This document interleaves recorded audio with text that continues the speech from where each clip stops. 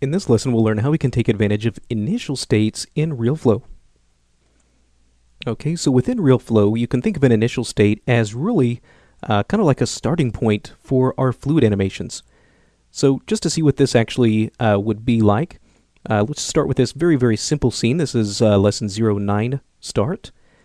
Now, let's start by coming in, and I'll take something like my killing volume demon, and I'll just hide that. I'll also take my gravity, and I'll hide that as well, just so that it's not getting in the way visually of what we're about to do. Now, let's say I had fluids that at the beginning of my simulation already needed to be settled.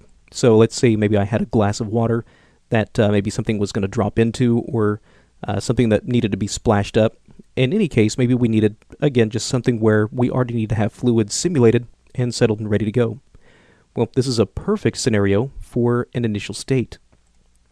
So to actually look at something like this, we can take just a basic emitter, maybe something like my circle emitter, and I can take this and just basically use that to fill up my glass at a certain point.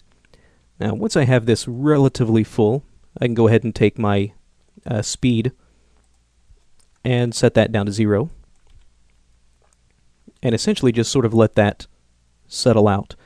Now, what you'll notice is that as I'm starting to simulate, my timeline is still moving, which means I'm still saving out cache files, essentially just burning up my hard drive space. Now, there is a little bit easier way to do this, so if I were to press Control A to reset my timeline and set my speed back to 2, if we are trying to simulate out a set of fluids that maybe just need to be settled, or something that we are preparing to get set up in an initial state, we can use this feature called the timeline lock.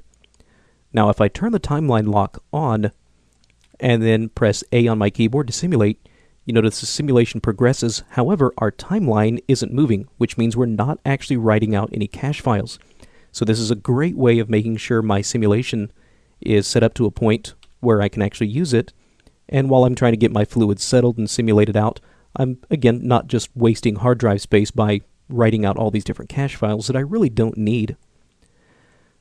Okay, so we'll let this just simulate for a second. Now, once we have our fluid that has been filled up, let's say now we actually want to use this as our initial state.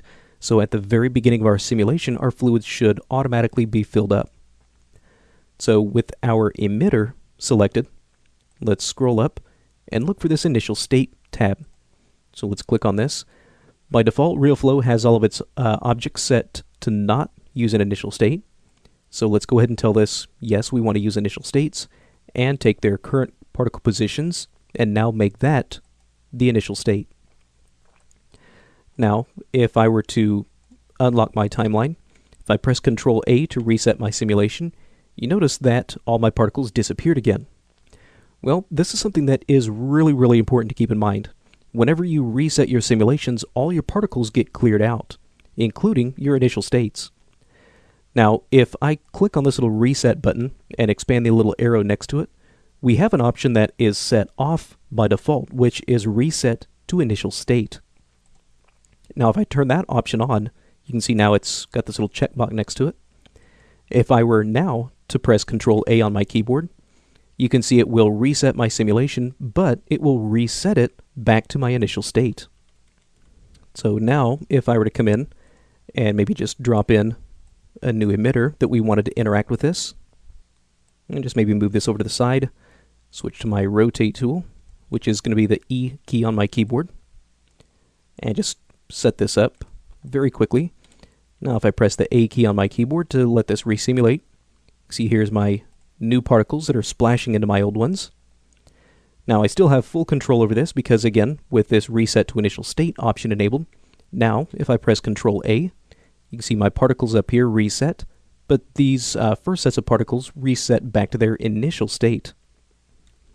And really, these initial states are something that can be used for much more than just simple particles. These fluid states, or these initial states I should say, are actually something that can be utilized for things like our soft and rigid body objects, our larger grid fluids, which we'll have a chance to look at all of these in some of our later lessons. But really just keep in mind that while these initial states may seem like they can only be used for particles, they can actually be used for almost anything in RealFlow that is being driven by the RealFlow Dynamics engine. So that's just a quick look at how we can start to utilize these initial states, as well as how we can actually take advantage of this timeline lock to allow our particles to simulate without having to worry about writing out any cache information.